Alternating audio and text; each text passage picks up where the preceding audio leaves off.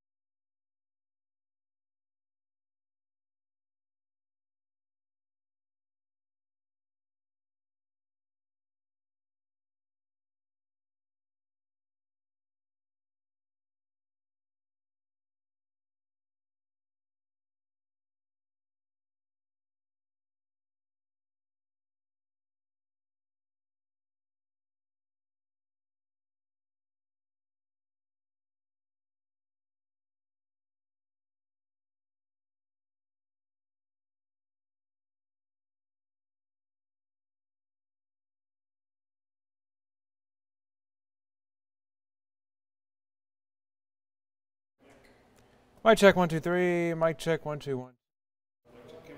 1 2 3 1 2 3. Hello, hello. 1 2 3.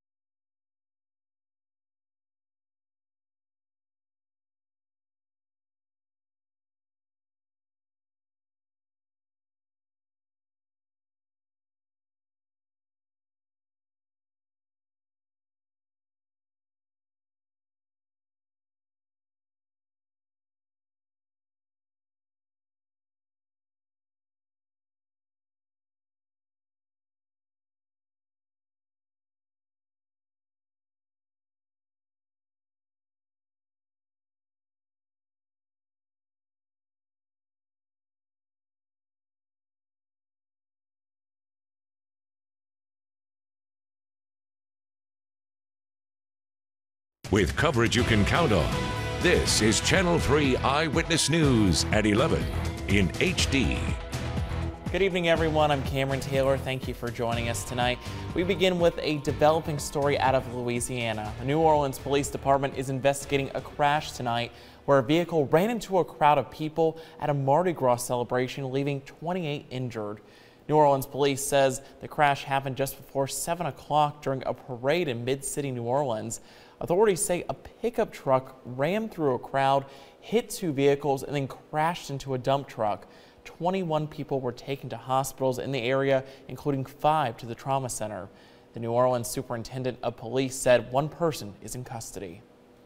We suspect that subject was highly intoxicated. He is in custody. He is being investigated right now and is at our DWI office. And so we send a strong message about not drinking and driving, about making smart decisions. Now, the mayor encouraged citizens to be respectful during this Mardi Gras season.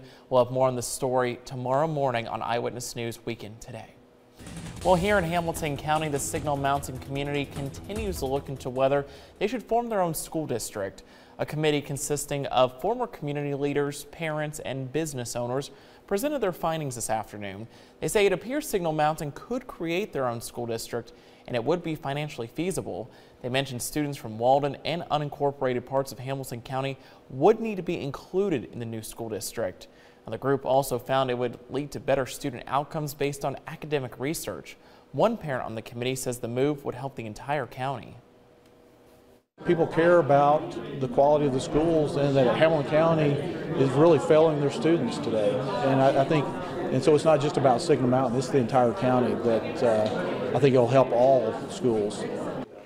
The committee says more work needs to be done to see if it's ultimately feasible to create a Signal Mountain school district. The Red Bank community is also considering the idea. Well, Cleveland welcomed home one of its young heroes today. Family, friends, and community leaders cheered First Lieutenant Kaylee Marie Radziminski at a reception at American Legion Post 81.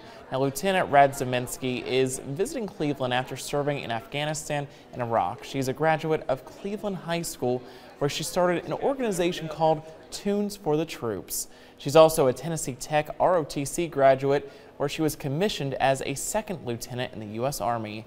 She says she's reached these goals with help and support of her family and community. I could not do it alone. My mom and I could not do it alone. It's been the people around us supporting me, believing in me, and that just goes to show that if you have a goal and you have the support system around you, you can achieve anything that you set your mind to. Kaylee returns to Fort Campbell tomorrow, and in May she'll be promoted to captain, then sent to Arizona for 6 months of school before being sent to an undisclosed location. Well, almost 4 months after tornadoes ripped through parts of the Tennessee Valley, Sequatchie County is still recovering from the aftermath of the storms. And Channel 3's Tanisha Cordell spoke with organizers who are helping clean up the damage for good. About 100 volunteers filled trash bags with debris from November's tornado. They also cut down and removed a cluster of trees. When you look at all the devastation, it could have been so much worse, but when you've got this many trees down, it's going to take a long, long time.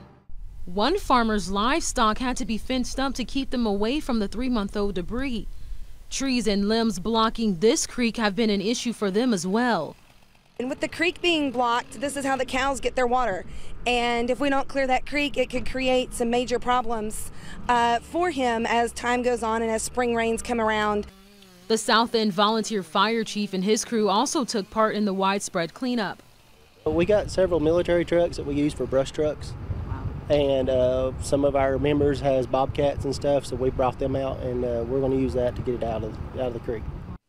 The community has worked to return to normalcy for months.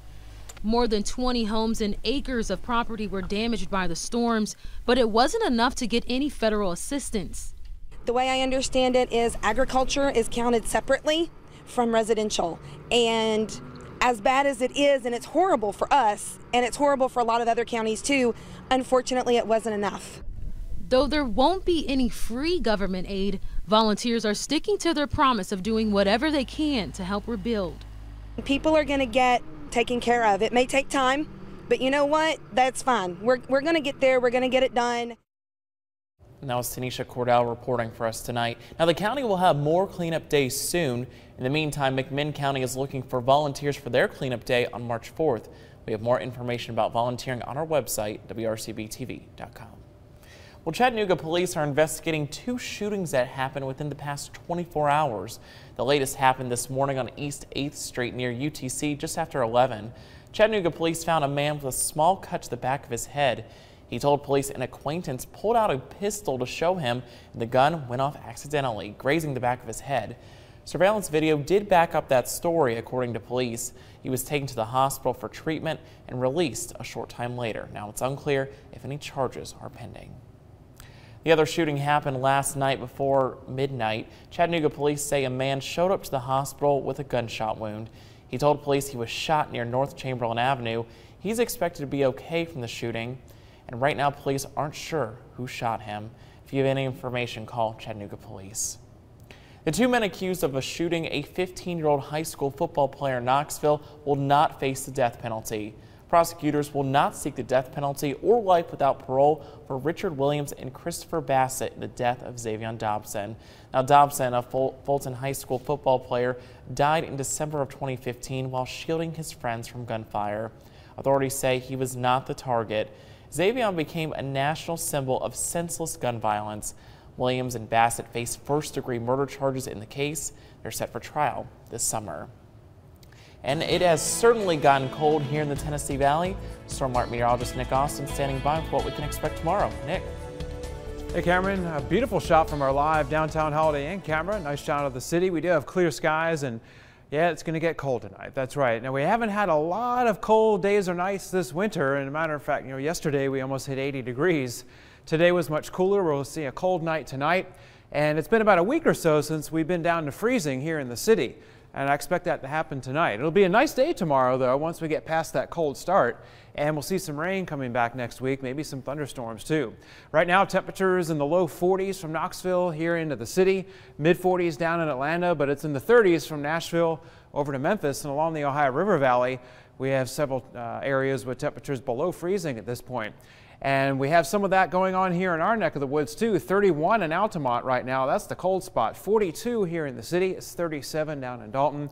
39 in Cleveland at this hour, and it's 38 out at the Murphy Andrews Airport. Here in the city, north winds at about 11 miles an hour, but the winds will continue to back off and get lighter through the course of the night. We had a beautiful afternoon. It's been a great evening so far, too. We've had nothing but clear skies, and it'll stay that way through the rest of the night.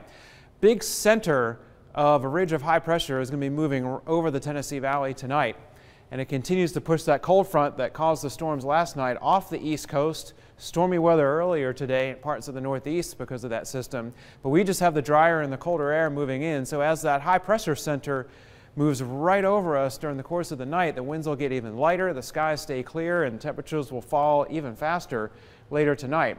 And we'll see a lot of sunshine tomorrow, though. You'll just have to really bundle up as you head out to church tomorrow morning. It won't be windy. It'll just be really cold.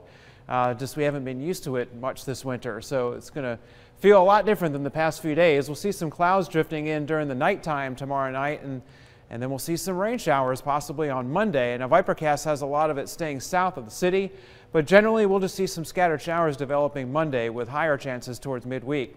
But earlier tonight, or during the overnight hours rather, before sunrise, we had those storms, and it only dropped about 0.15 of an inch of rain at the airport. We had more than that in many other spots. 69 was the high before sunrise, and 51 was the low.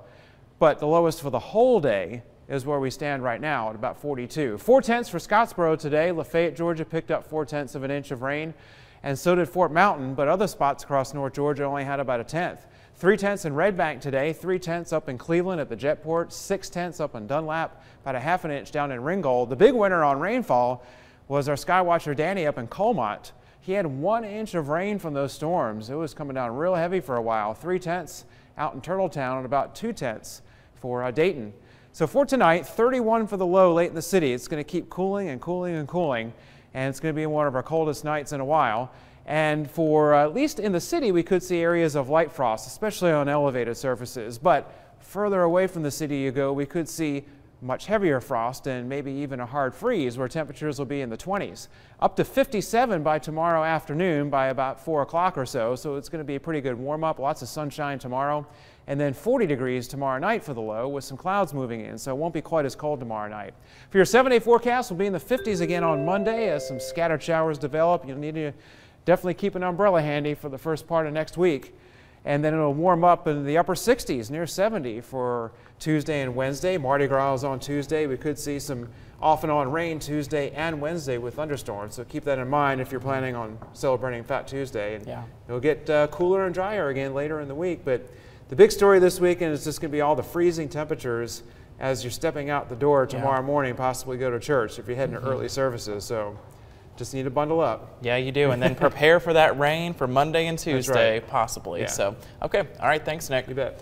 Well, an aged Jeep Wagoner was pulled from underneath a Cape Cod sand dune yesterday after it sat buried there for roughly 40 years. The vehicle had been parked in a wooden shed decades ago along Boston Beach in Massachusetts. Now, over time, rolling ocean tides and high winds buried the Jeep with sand. The family managed to get the Jeep out in pieces and even collect a few souvenirs from the vehicle. Pretty neat stuff right there. Well, up next on Eyewitness News at 11. A doubleheader on the hardwood for the Mocs and Lady Mocs' last home game of the regular season. And sports reporter Jill Jelnick will have the highlights.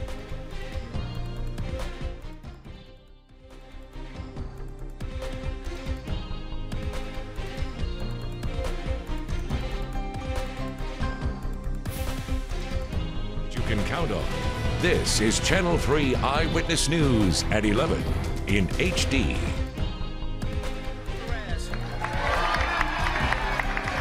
After 2 ballots in Atlanta,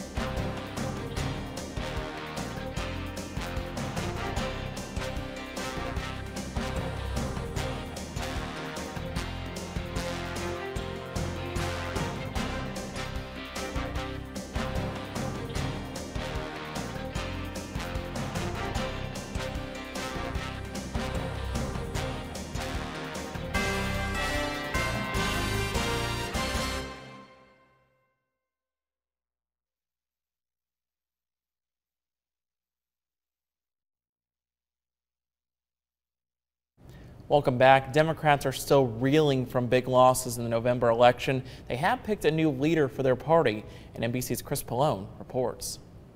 Mr. Tom Perez. After 2 ballots in Atlanta, members of the Democratic National Committee chose a former Obama cabinet member as their new party chair.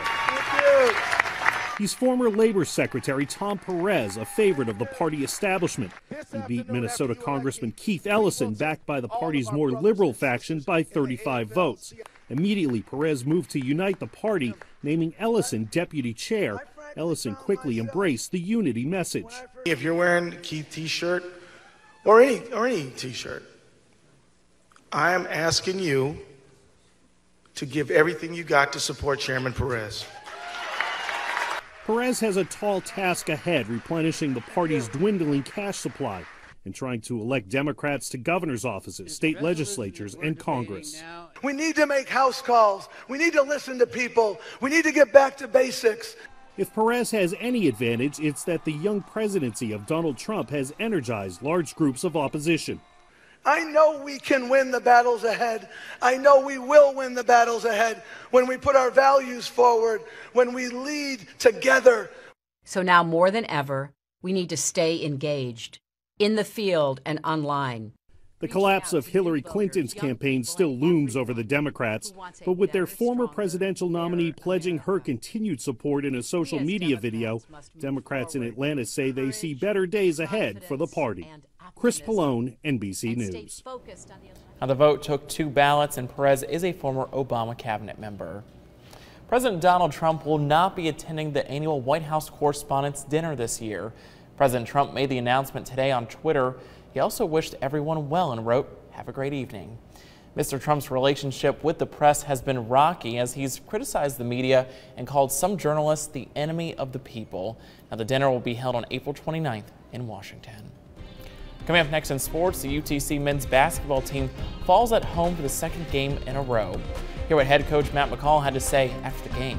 Plus, the McCallie boys basketball team made it to the state quarterfinal game tonight. We have highlights and more when we come back.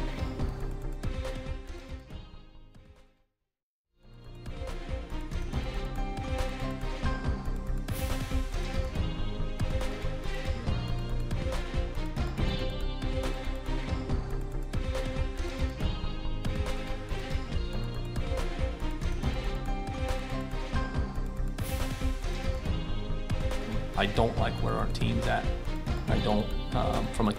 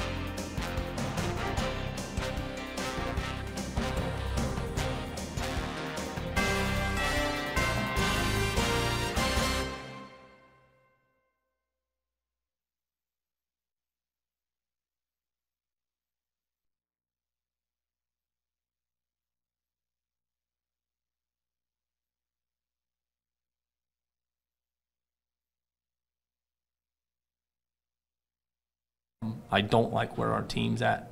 I don't, from a connected standpoint. And, you know, I think when you look around the country and you see teams that win championships, whatever championship, you got connected teams that are really pulling for each other to do something great. We were a connected team last year. You know, we were connected. We're not connected right now. You would think with a heavy veteran class and 4 starters returning, that team chemistry wouldn't be an issue. According to head coach Matt McCall, though, that's not the case. Towards the back half of the season, UTC has struggled to regain momentum in games after already being down. And unfortunately for the Mocs seniors tonight, that was the problem yet again. After taking down Mercer in their last meeting, UTC was hoping to give seniors Justin Toyo, Casey Jones, Greg Pryor, Jonathan Burrows-Cook, and Trey McClain the send-off they deserve. But that was hardly the case. Mocs came out of the gate slow at first. Ryan Holland sinks the short jumper to put the Bears up by 2. McKinday London then helps get things started for the Mocs. Drains one from the top of the key. Then Greg Pryor almost loses the ball, but recovers it and dishes it off to Justin Toyo, who comes up with a clutch 3 in the corner. UTC led 23-17 over Mercer at the half, but the Mocs fall behind in the back half. Stephon Jelks with a wide open lane to the basket. UTC down by 4 with now 5 minutes left to play. Bears go up again, but this time Toyo counters with 2. Mocs down 57-52 with a minute left. UTC needs to get a shot off here, but nothing would fall for the Mocs. Chattanooga was just 4 for 24 from behind the arc and shot just 37% the whole game. In the end, Mercer would hold on to their second half lead, winning 64-54 over UTC. Some of our guys don't have any idea how to respond when things don't go well. And it's going to catch up to them. Whether it's now, whether it's 5 years from now, 10 years from now, it's going to catch up to them, you know. And that's been our biggest issue, is our sensitivity and responding the right way when things don't go wrong. UTC will now close out the regular season on the road at the Citadel Monday night before using the rest of the week to get ready for the SoCon tournament next weekend.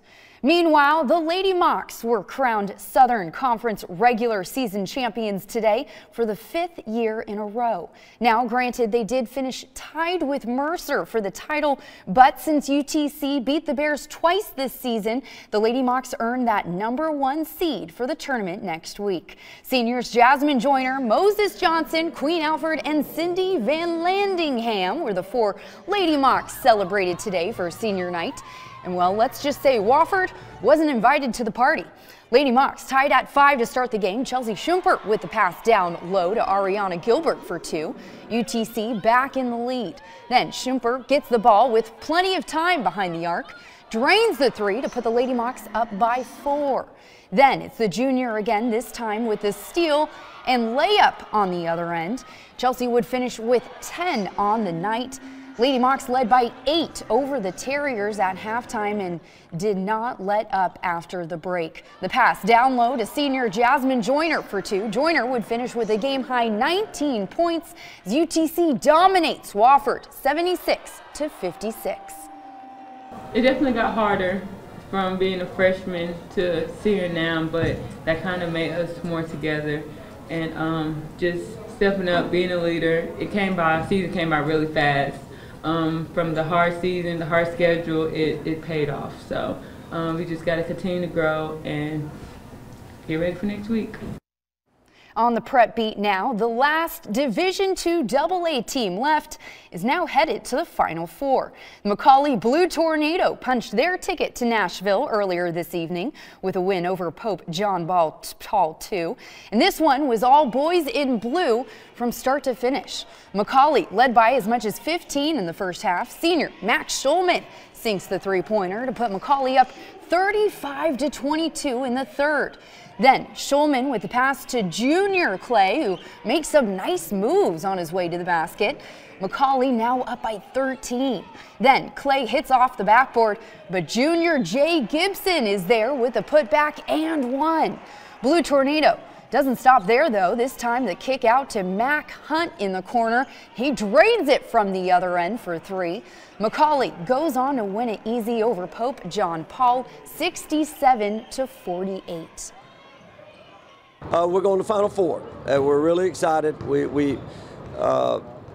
being in the Final Four is a special thing in high school basketball. And what we did in the season is we prepared ourselves to play one game at home in the quarters, and we took advantage of that tonight. McCallie will next head to Nashville this week to play Bell Academy in the state semifinal this Thursday. Now, there were several other region tournament games played tonight in Tennessee. You can check out those scores on our website, WRCBTV.com. On the diamond now, the Lady Mocs softball team split their doubleheader for the second day of the Frost Classic tournament. In round one this afternoon, Lady Mocs fell to Western Michigan 4-2, but then turned it around in the second game and beat up on Tennessee Martin 6-3. The Lady Mocs will now wrap up the tournament first thing tomorrow, taking on St. Louis at 1:30. And lastly, how about one more score to throw at you? The Tennessee men's basketball team was on the road today at South Carolina. Had as much as luck as the Mocs did shooting-wise. Robert Hubbs III was the only Vol in double digits tonight as Tennessee goes down 82-55 against the Gamecocks. UT will now travel to LSU on Wednesday. All right, that's it for sports. One last look at your weather when we come back.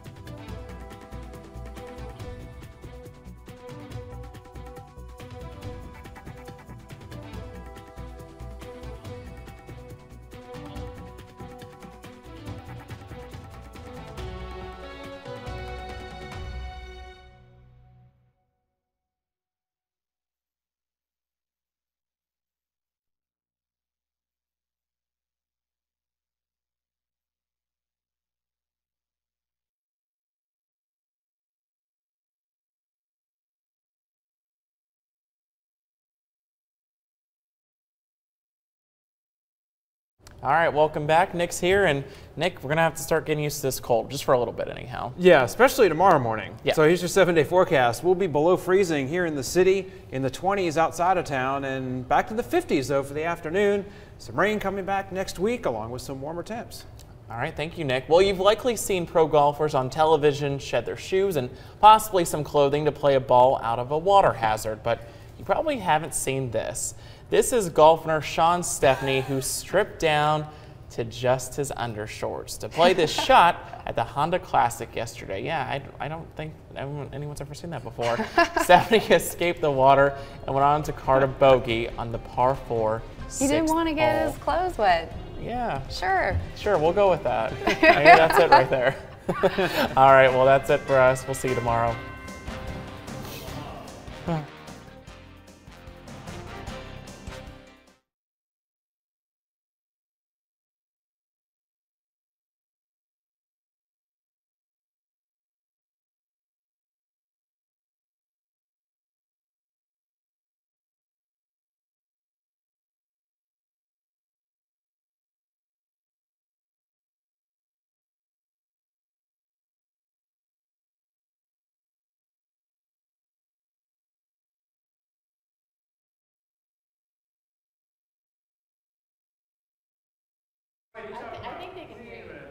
Can for the morning sports, can we just go ahead and do start with the sod off the top, all the way to McCallie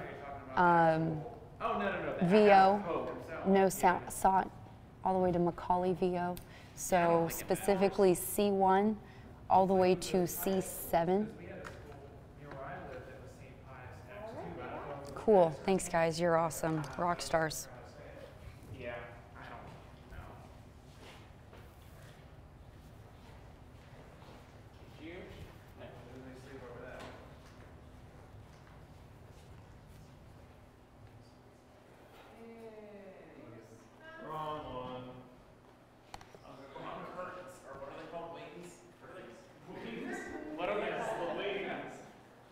Take these broken wings. Thanks, Nick. Take these broken wings. Thank you. Appreciate it.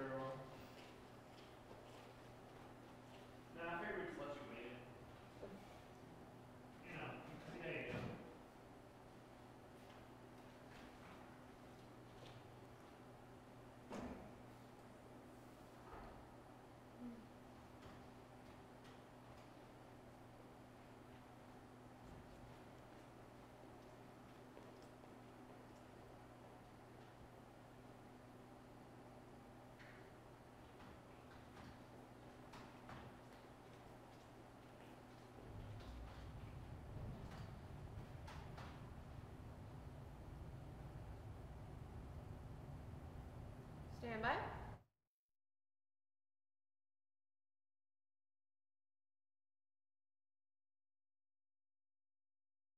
I don't like where our team's at. I don't, from a connected standpoint. And, you know, I think when you look around the country and you see teams that win championships, whatever championship, you got connected teams that are really pulling for each other to do something great. We were a connected team last year. You know, we were connected. We're not connected right now. You would think with a heavy veteran class and 4 starters returning that team chemistry wouldn't be an issue. According to head coach Matt McCall, though, that's not the case. Towards the back half of the season, UTC has struggled to regain momentum in games after already being down. And unfortunately for the Mocs seniors last night, that was a problem yet again. After taking down Mercer in their last meeting, UTC was hoping to give seniors Justin Toyo, Casey Jones, Greg Pryor, Jonathan Burrows-Cook, and Trey McLean the send-off they deserve. But that was hardly the case. Mocs came out of the gates slow at first. Ryan Holland sinks the short jumper to put the Bears up by 2. Then McKinday London helps get things started for the Mocs, drains one from the top of the key. Greg Pryor almost loses the ball after that, but recovers it, dishes it off to Toyo, who comes up with the clutch 3 from the corner. UTC led 23-17 over Mercer at the half, but the Mocs fall behind in the back half. Stephon Jelks with a wide open lane to the basket. UTC down by 4, now with 5 minutes left to play. Bears go up again, but this time Toyo counters with 2. Mocs down 57-52 with a minute left to play. All UTC needs is to get a shot off here, but nothing would fall for the Mocs. Chattanooga was 4 of 24 from behind the arc and shot just 37% the whole game. In the end, Mercer would hold on to their second half lead, winning 64-54 over UTC. Some of our guys don't have any idea how to respond when things don't go well. And it's going to catch up to them. Whether it's now, whether it's 5 years from now, 10 years from now, it's going to catch up to them, you know. And that's been our biggest issue, is our sensitivity and responding the right way when things don't go wrong. UTC will now close out the regular season on the road at the Citadel Monday night before using the rest of the week to get ready for the SoCon tournament next weekend. Meanwhile, the Lady Mocs were crowned Southern Conference regular season champions yesterday for the 5th year in a row. Now, granted, they did finish tied with Mercer for the title, but since UTC beat the Bears twice this season, the Lady Mocs have earned that #1 seed for the tournament next week. Seniors Jasmine Joyner, Moses Johnson, Queen Alford, and Cindy Van Landingham were the 4 Lady Mocs celebrated yesterday for senior night. And well, let's just say Wofford wasn't invited to the party. Lady Mocs tied at 5 to start the game. Chelsea Schumpert with the pass down low to Ariana Gilbert for 2. UTC back in the lead. Then Schumpert gets the ball with plenty of time behind the arc, drains the 3 to put the Lady Mocs up by 4. Then it's the junior again, this time with the steal and the layup on the other end. Schumpert would finish with 10 on the night. Lady Mocs led by 8 over the Terriers at the break and did not let up after that. The pass down low to senior Jasmine Joyner for 2. She would finish with a game-high 19 points as UTC dominates Wofford 76-56 that final. It definitely got harder from being a freshman to senior now, but that kind of made us more together and just stepping up, being a leader. Season came by really fast. From the hard season, the hard schedule, it paid off. So we just got to continue to grow and get ready for next week. On the prep beat now, the last Division II AA team left is now headed to the Final Four. The McCallie Blue Tornado punched their ticket to Nashville last night with a win over Pope John Paul II, and this one was all boys in blue from start to finish. McCallie led by as much as 15 in the first half. Senior Max Schulman sinks the three-pointer to put McCallie up 35-22 in the third. Then Schulman with the pass to junior Clay, who makes some nice moves on his way to the basket. McCallie now up 13. Then Clay hits off the backboard, but junior Jay Gibson is there.